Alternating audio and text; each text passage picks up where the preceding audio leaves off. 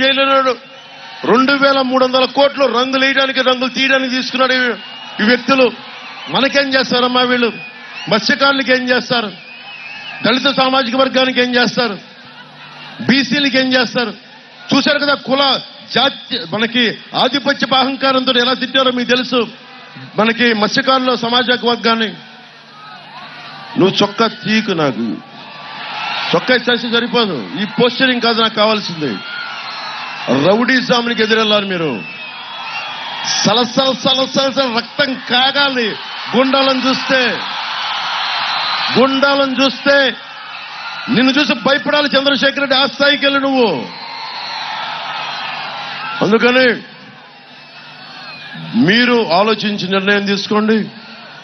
నేను దశాబ్ద కాలంగా అన్ని అరిచి గొంతు నెప్పి పుట్టేలా చెప్పా.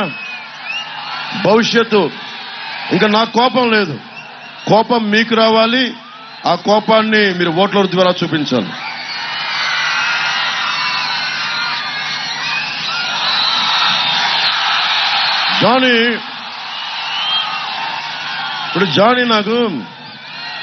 జానీ సినిమా చేస్తున్నప్పుడు కనిపించాడు. ఈ అబ్బాయి ఎవరో కూడా తెలియదు. ఏం చేస్తామంటే నాకు నీతో పాటు పని చేయాలని అన్నాడు. ఎక్కడి నుంచి వచ్చాడు? నెల్లూరు నుంచి. తను నాకు ముస్లిం అని కూడా తెలియదు. నేను ప్రామిస్ చెప్పండి, నాకు అలాంటి భావాలు లేవన్నాను. అంటే ఎవరిలో ఏ స్కిల్ ఉందో మనకు ఎలా తెలుస్తుంటే అడిగేవాడు ఒకడు కావాలి.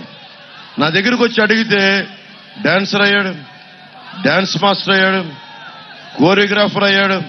ఈ రోజున మన భారతదేశంలోనే అత్యంత ప్రముఖమైన కోరియోగ్రాఫర్. ఇది మతంతో సంబంధం ఏముంది?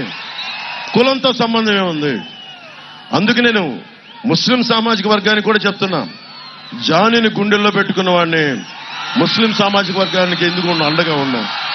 కాదు నేను అందరిలాగా చెప్పండి. నేను అంతే. అందరిలాగా ఎక్కువ మాట్లాడి తక్కువ చేయడం కంటే కూడా తక్కువ మాట్లాడి ఎక్కువ చేయడం నాకు ఇష్టం. తంగెళ్ల ఉదయ్ శ్రీనివాస్ ఎంపీ పార్లమెంట్ అభ్యర్థిగా టీ టైం అని పెట్టాడు. 25,000 కుటుంబాలకు ఉపాధి అవకాశం కల్పించాడు. కొండబాబు గారు టీడీపీ మనకి అర్బన్ అభ్యర్థిగా పోటీ చేస్తున్నారు. పార్టీని నమ్ముకొని నిలబడ్డారు.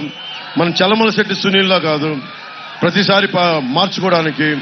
వారిద్దరికి మనకి జనసేన గాజు గ్లాస్ గుర్తు మీద తంగెళ్ల ఉదయ్ శ్రీనివాస్, సైకిల్ గుర్తు మీద కొండబాబు గారు పోటీ చేస్తున్నారు. అలాగే కాకినాడ రూరల్ నుంచి గాజు గ్లాస్ గుర్తు మీద